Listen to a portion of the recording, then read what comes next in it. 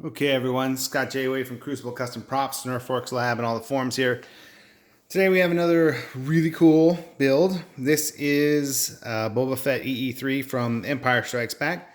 This one's based off a real Webley and Scott flare gun and has a couple of real found parts on it that are really cool. And some of the replica parts, which are also really, really good. So let's start here. So of course the Webley is real. I think it's a 1916, and we'll check when I flip it over. But so it's over 100 years old, and it's in fantastic condition. This one is I'm pretty sure it's the original bluing. If it's not, whoever did the restoration did a really good job. But it's a lower serial number than the one I have, because I believe mine's a 1917. But there's not too many serial numbers in between the two. And it's in pretty good shape overall.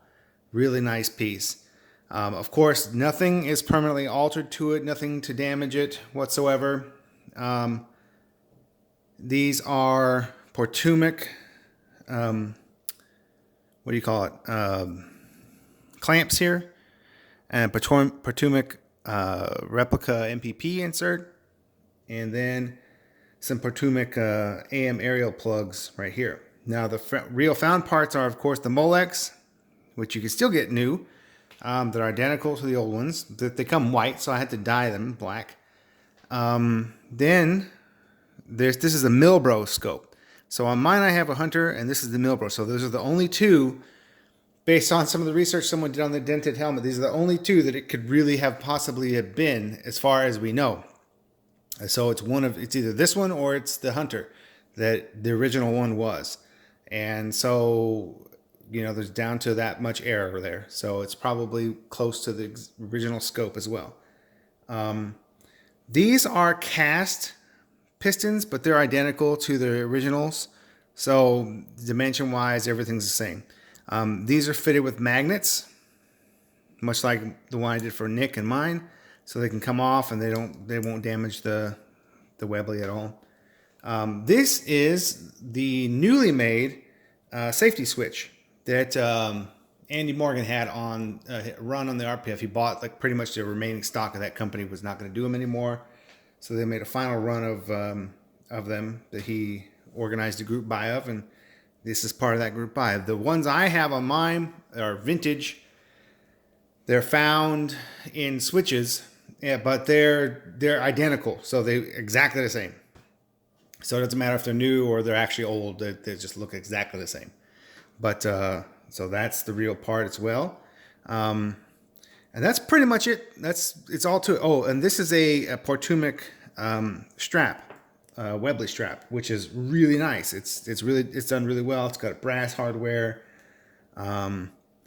It's just done really nicely. I don't know how close it is to an original Webley sling, because I don't have one and I've never seen one in person.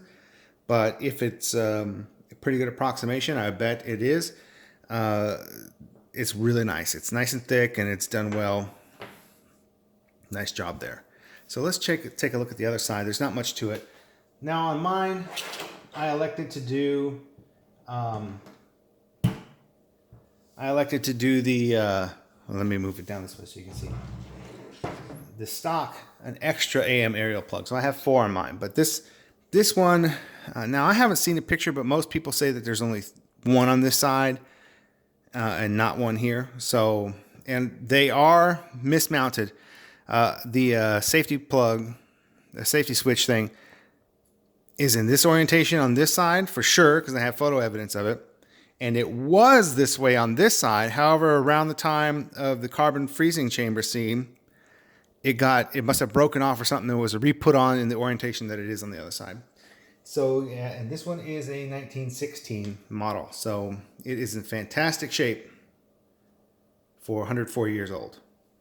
So there you go. Really cool. Hard to take photos of because it's so big.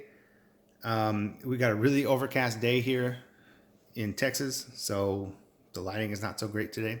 I could turn on this light, I guess, but it's kind of orange and ugly. So anyway, guys, thanks for watching.